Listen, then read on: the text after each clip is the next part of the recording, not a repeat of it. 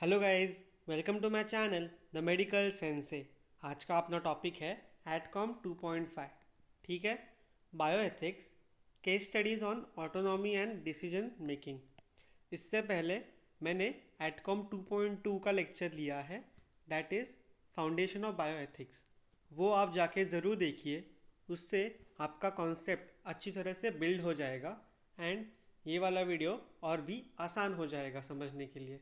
ठीक है, so start करते हैं अपना आज का topic. Modern health care is not just about treating diseases, it is about respecting patients as individual with rights, preferences, values and responsibilities. The principles of patient autonomy, patient's rights and shared decision making lie at the heart of ethical clinical practice. However, these ideals intersect with complex medical, legal, social, and cultural realities that healthcare professionals must understand and navigate sensitively. इसका basis क्या है? Patient की respect, patient की dignity maintain होनी चाहिए। Doctors and health care professionals जो भी है, बाकी सभी, उनकी रिस्पॉन्सिबिलिटी है कि ये सब मेंटेन रहे, ट्रांसपेरेंसी बनी रहे एंड जो भी आइडियल्स है वो इन बायोएथिक के प्रिंसिपल्स को ध्यान में रख के ही अप्लाई होने चाहिए। ठीक है,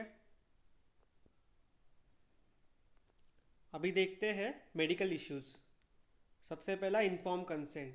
patient must be given sufficient information about diagnosis, treatment options, risk and alternatives in a way they can understand.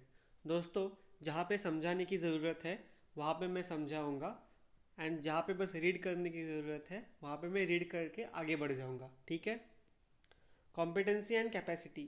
Clinicians must evaluate whether the patient is mentally capable of making decisions. Shared decision making involves a balanced exchange where both doctor and patient collaborate in treatment planning. Emergency situation. In life threatening scenarios, autonomy may be temporarily bypassed for the patient's best interest under implied consent.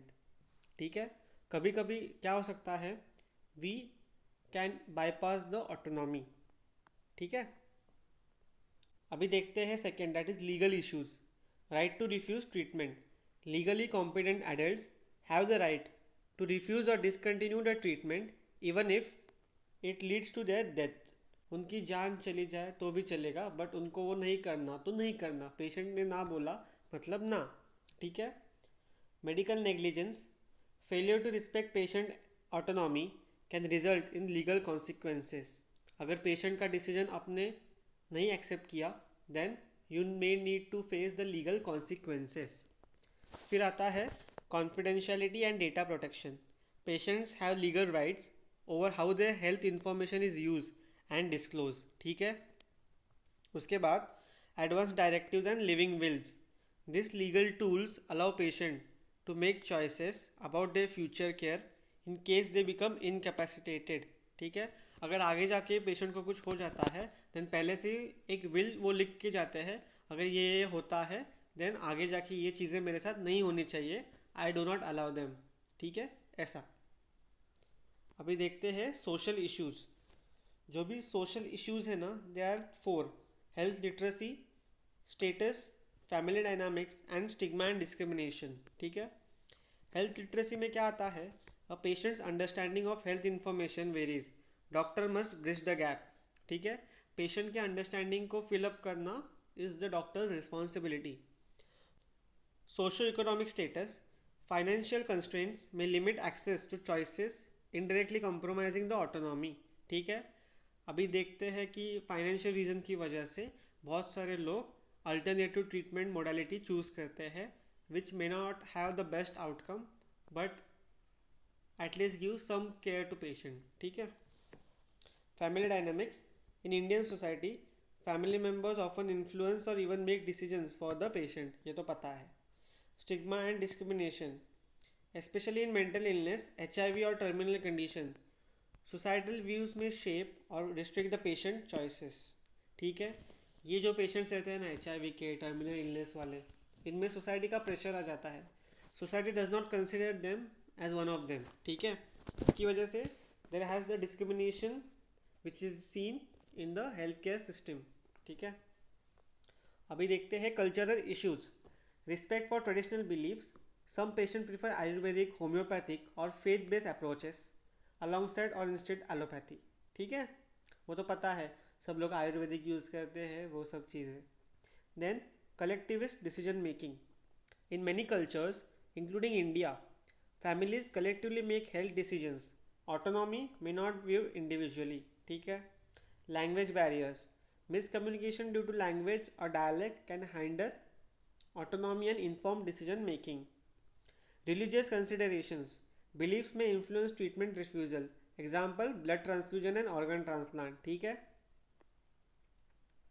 ethical issues, autonomy versus beneficence. Sometimes doing what best for the patient beneficence may seem to conflict with their choices. Truth telling versus hope. Balancing honesty with empathy when breaking bad news. Non maleficence, avoiding harm while respecting patients' risky choices. Justice, ensuring fair treatment regardless of patient's background or status. ठीक है, सो दोस्तों ये थे सभी issues जो मैंने आपको बताए। And let's conclude the topic. Conclusion, respecting patient autonomy and rights is central to ethical and legal medical practice. However real life health care involves a balance between individual freedom, clinical judgement, legal boundaries, cultural respect and shared responsibility. ठीक है, individual freedom, clinical judgement, legal boundaries, cultural respect and shared responsibility, इन सब के बीच में balance बना रहना चाहिए। ठीक है, a sensitive, inclusive and a communicative approach ensures that care is not just medically sound but also ethically and socially responsible. बस पेशेंट को ट्रीट नहीं कर रहे हैं, कैसा है, बस मेडिकली पेशेंट को ट्रीट नहीं करना है, इमोशनली एथिकली उसको बेटर करना है, उसको सोशली बेटर करना है। ठीक है, as a future doctors, we must develop the ability to navigate these layers while staying committed to compassion, ethics and justice. ये अपने लिए है। As future doctors, we must develop the ability to navigate these layers.